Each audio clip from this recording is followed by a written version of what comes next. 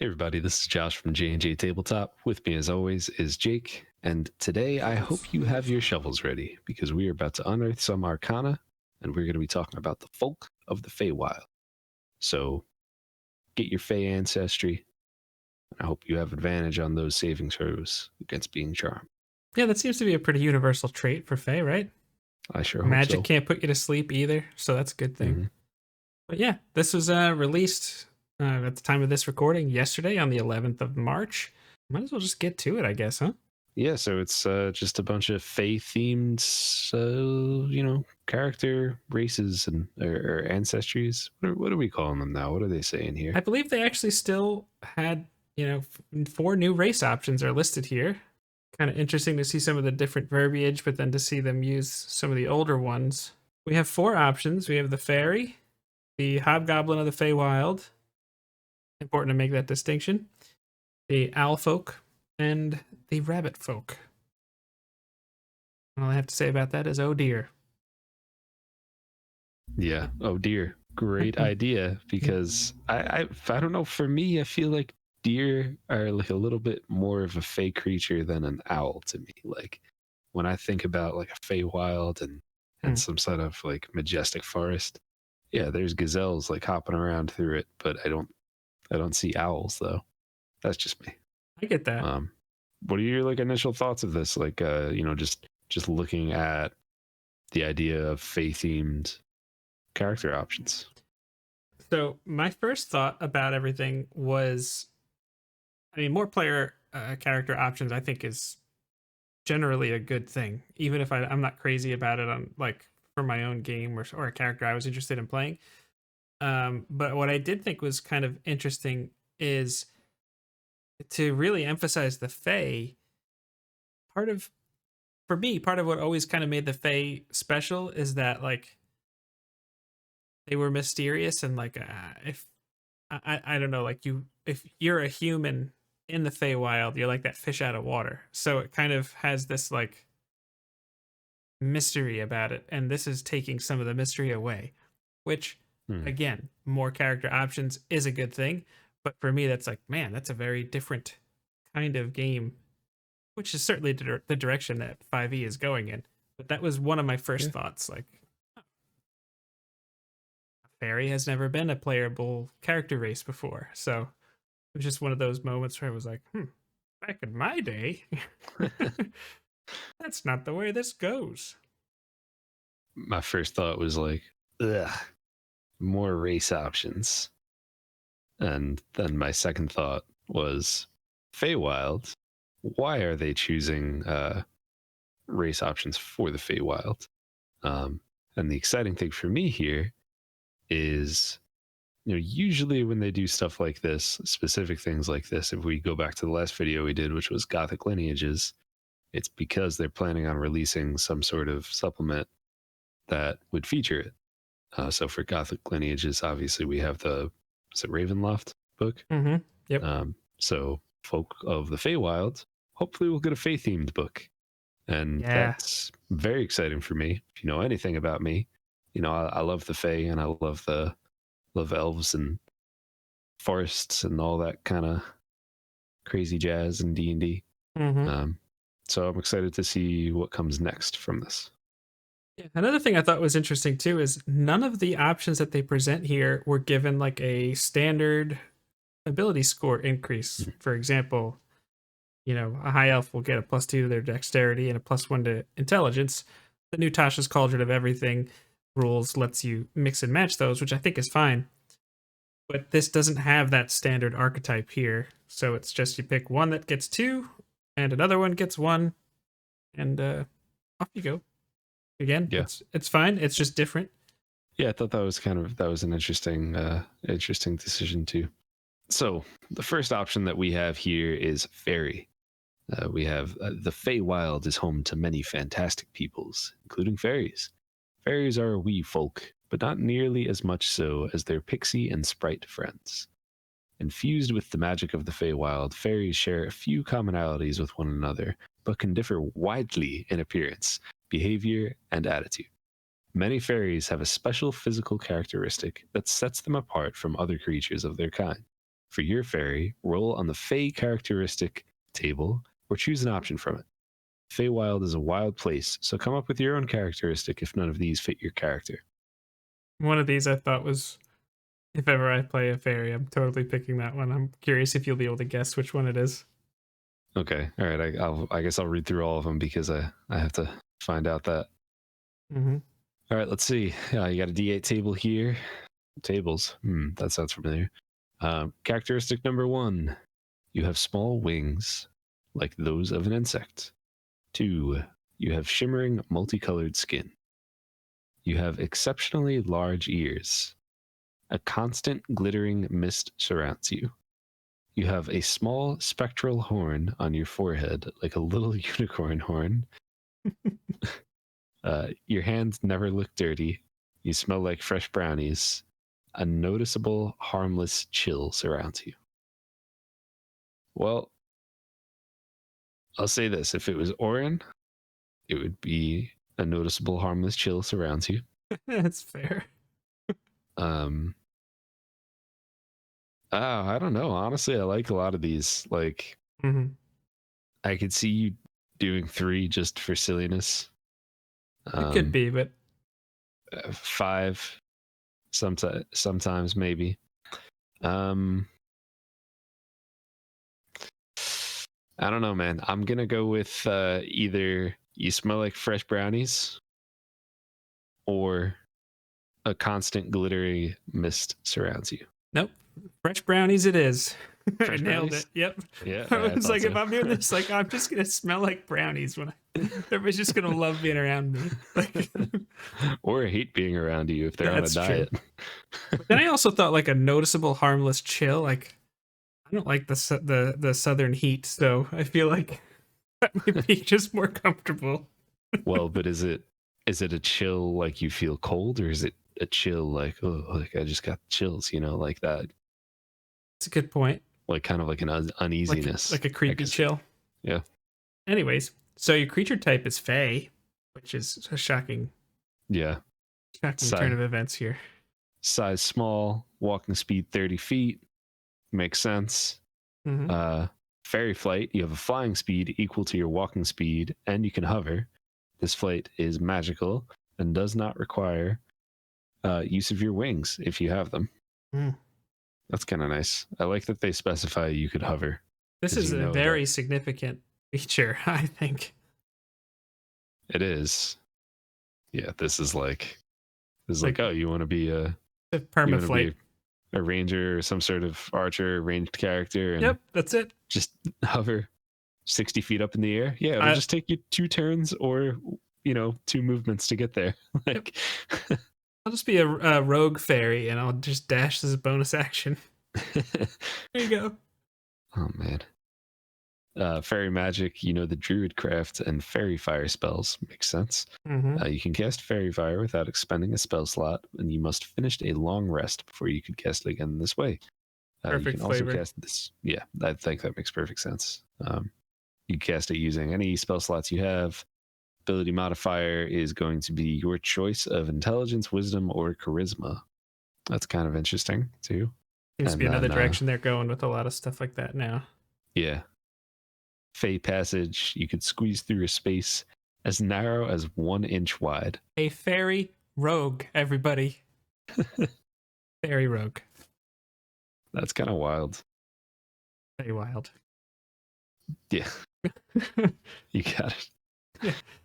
I mean, none of the stuff feels all that game breaking to me except for the flight. That's where I just go, okay. Yeah.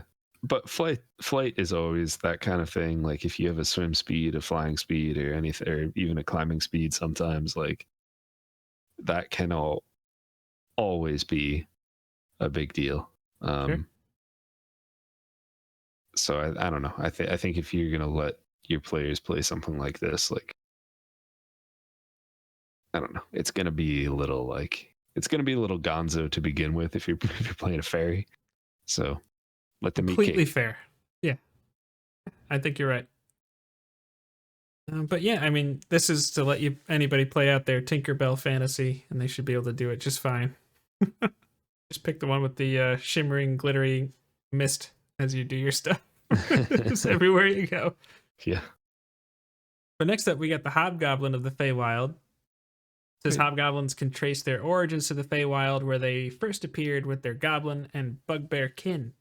That history has left its mark for though hobgoblins are found throughout the material plane, they continue to channel an aspect of the Feywild's rule of reciprocity, which creates a mystical bond between the giver and the receiver of a gift. On some worlds, such bonds lead hobgoblins to form communities with deep ties to each other. In the Forgotten Realms, vast hobgoblin legions have emerged, with ranks upon ranks of devoted soldiers noteworthy for how effective they are at fighting as a unit.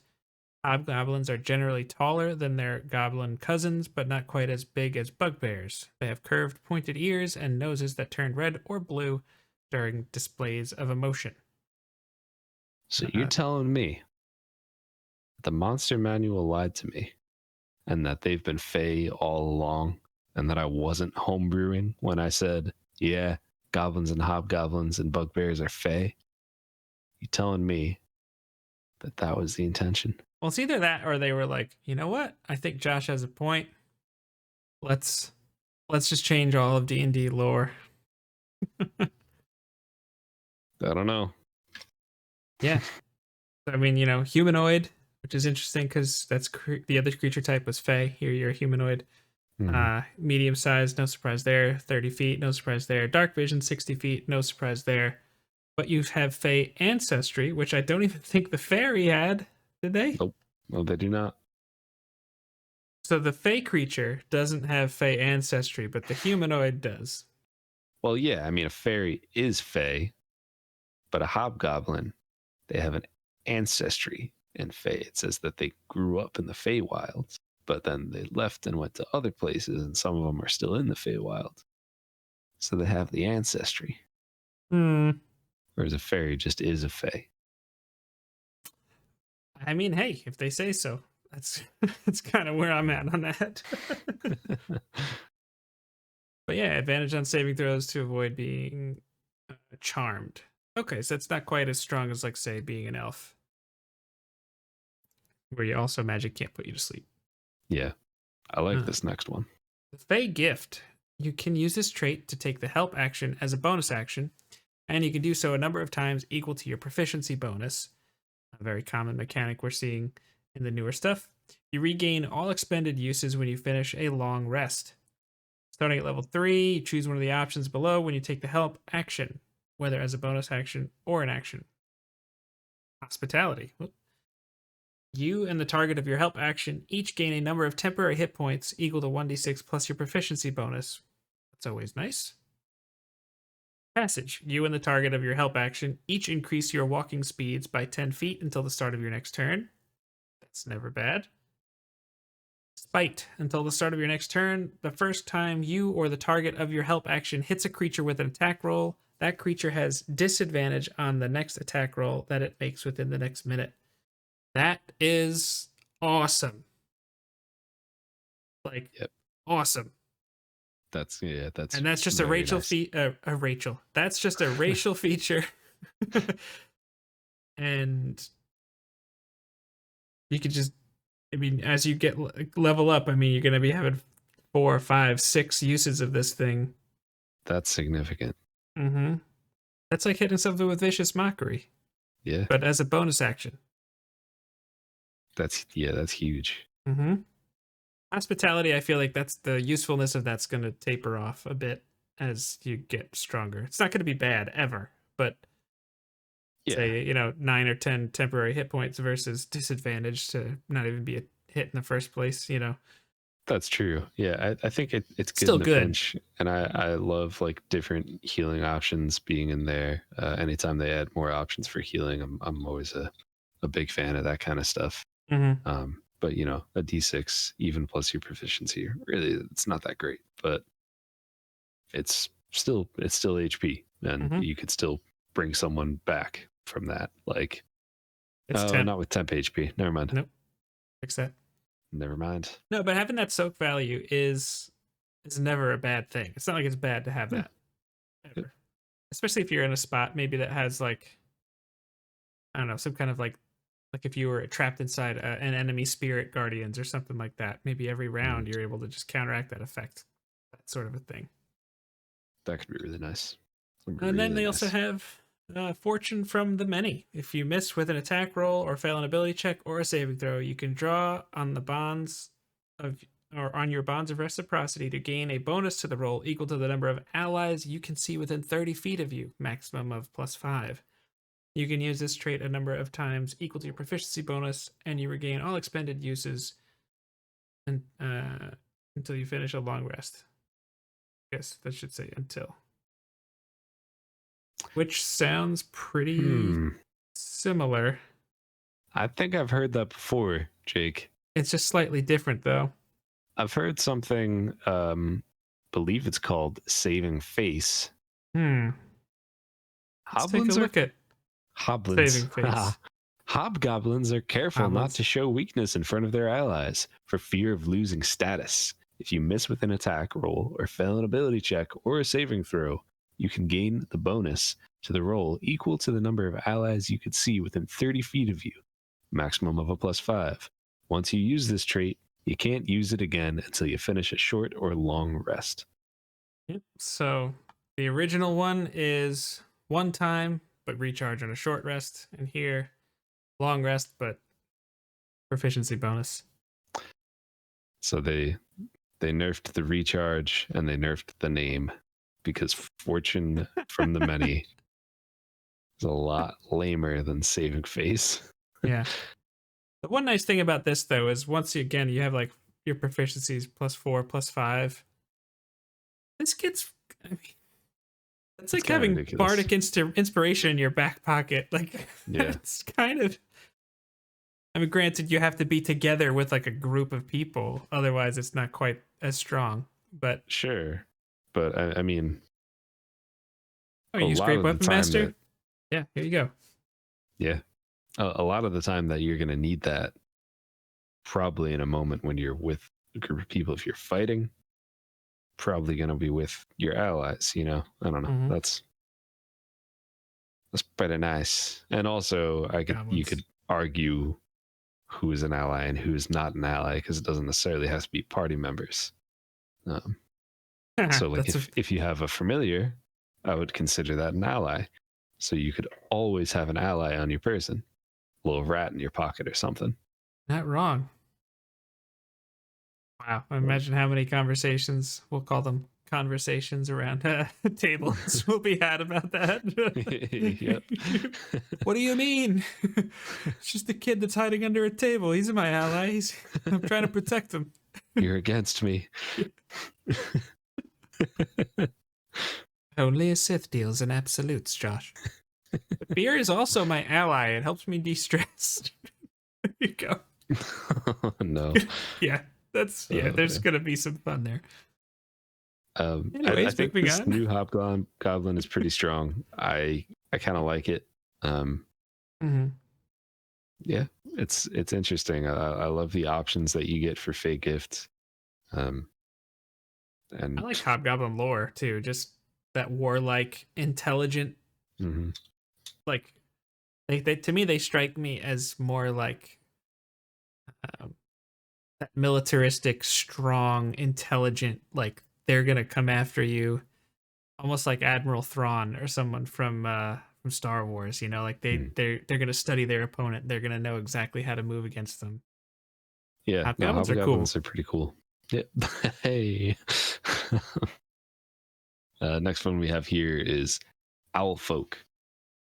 Distant kin of giant owls. Maybe owlbears too. I would like to say owlbears too, but distant kin of giant owls, owlfolk, come in many shapes and sizes, from petite and fluffy to wide-winged and majestic. Owlfolk have arms and legs like other humanoids, as well as wings that extend from their back and shoulders. Because of their ancestral tie to the Feywild, Owlfolk can innately see the magic of their surroundings. Like owls, owlfolk are graced with feathers that make no sound when they move or fly, making it easy for them to sneak up on you in the library. Your owlfolk character might be nocturnal, or perhaps your character is simply prone to rise later embodying the common nickname of the Night Owl. I love that last part. It's Yeah. just wonderfully silly. Yeah. I like I really like the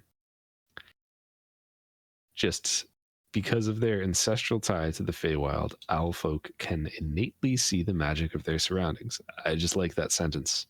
It just sounds interesting to me. Let's see if the abilities match up. Hmm. So you're humanoid.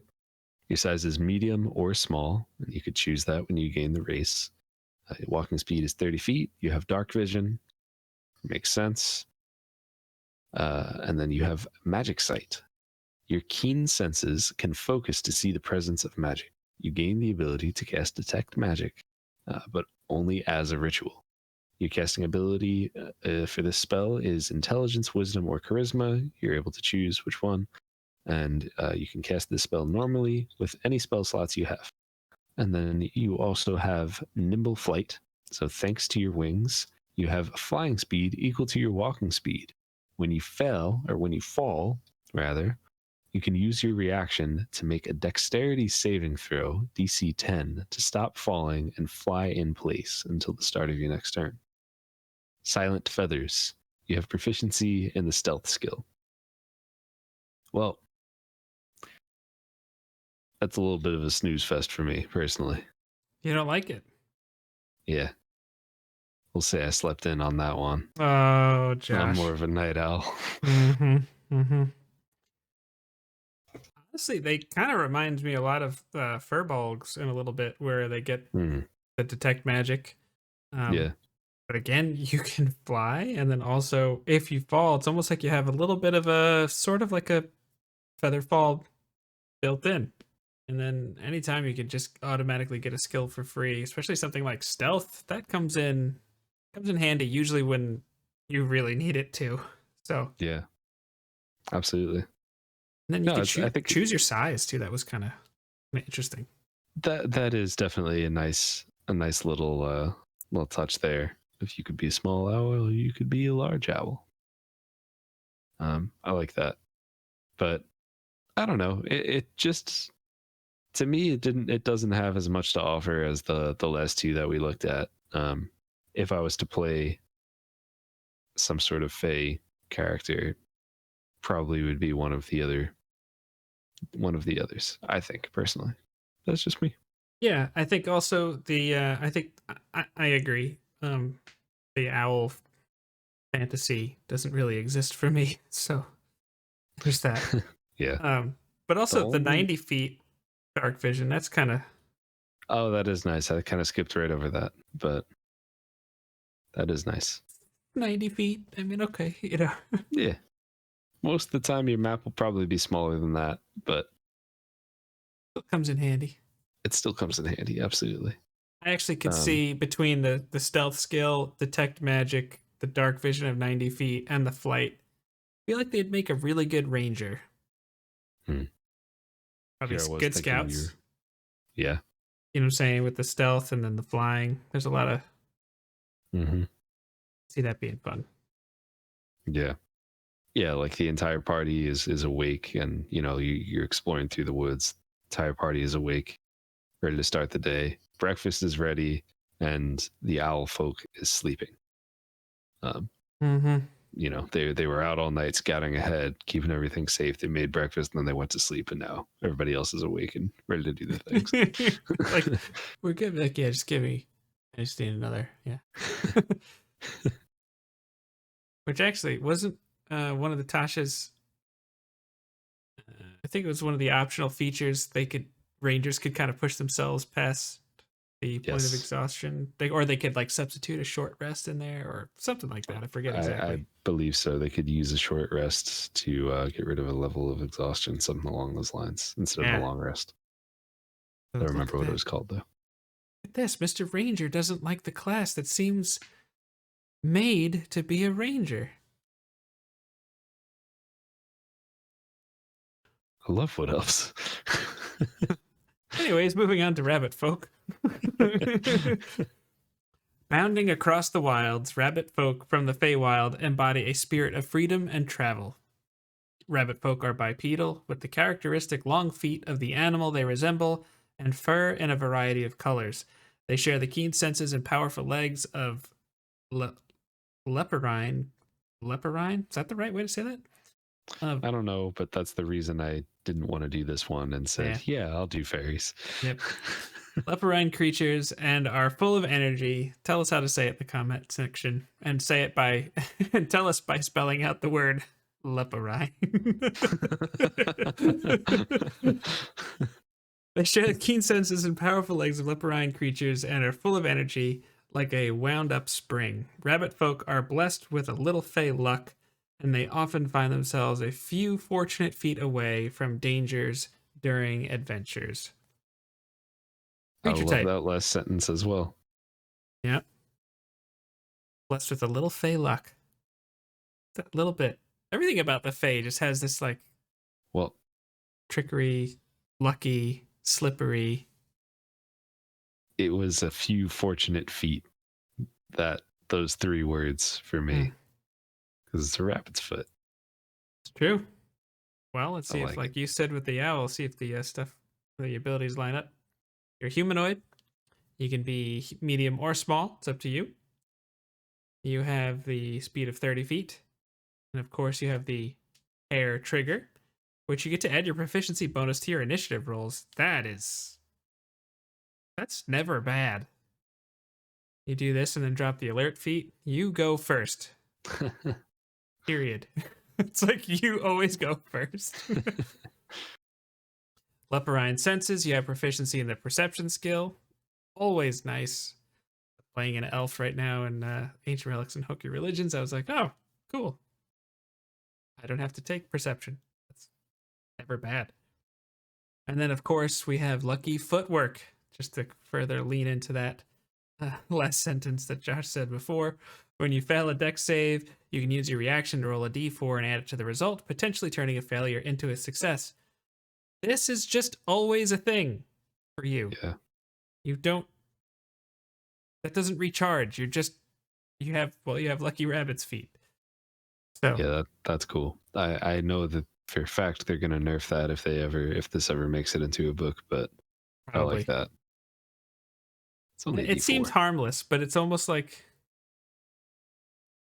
I get to re-roll those. Comparatively, it's just the worst you ever have is a +1 if you use your reaction. How many catastrophes could there have been if Echo and Mac were not halflings? Oh my gosh. I've rolled a handful of natural ones in the game. I also feel like they both rolled more natural 20s than I have too, so maybe there's just something to that. I don't know. But it's just like, I get to re-roll though. Yeah. So like if they're able to do that, I think Rabbitfolk should be able to do this always. Mm-hmm. That's me. And then probably the most vintage rabbit trait, the rabbit hop.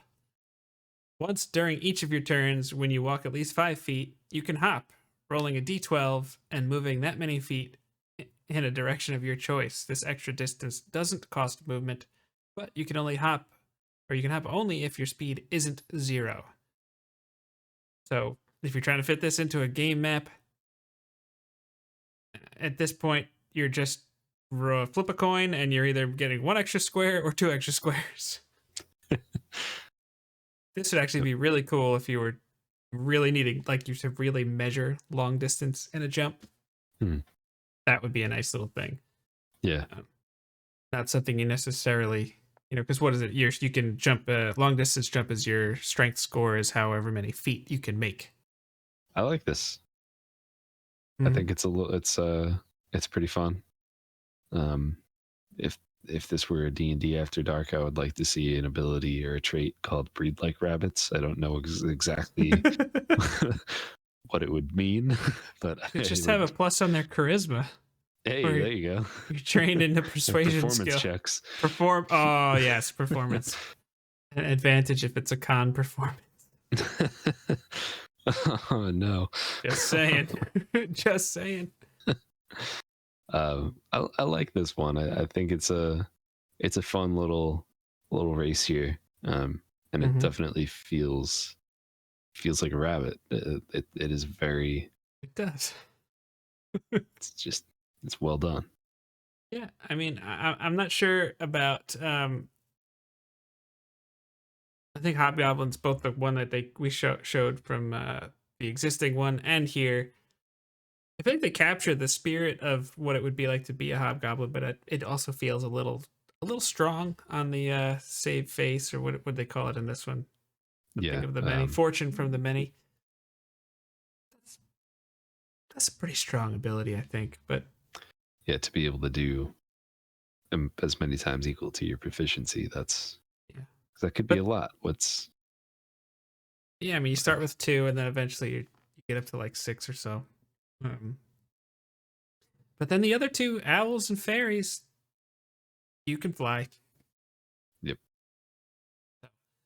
That's pretty significant. I feel like, man, I would really like to see this Fey book come out that you were surmising may happen. This is less of a review of the UA now, but they like to make different like setting books and that kind of stuff. So like, oh, if you're playing in Ravenloft, use this. If you're playing in Theros, use this. If you're playing in the Forgotten Realms, use this. But if you make one for the Feywilds or the Shadowfell or anything like that, you could use it in any of your games. We might get more than 4 paragraphs on it. Yeah, right. Which would be wonderful. Granted, the stuff they put in there is pretty good, but there's excellent information in the very short descriptions that they give you in the DMG. My gripe with it is that there are very short descriptions that they give you in the DMG. Yeah. It's worded well, and it's good information in there. But I mean, you make a supplement like that that's just the planes. A lot of people could drop that into any of their games. They don't have to worry about like, oh, well, I don't want to get the Sword Coast guide because I don't play in my own setting. I don't play in Forgotten Realms. So yeah, you do this one. A lot more people will be interested in it. Please do this book, please. I'm begging. No. Yes. And don't screw it up. Also, good advice right there. But yeah, I mean, overall, I don't know. This doesn't excite me like I would want it to. The idea of a Fey book excites me, which I think is the biggest thing, and more player options is sure.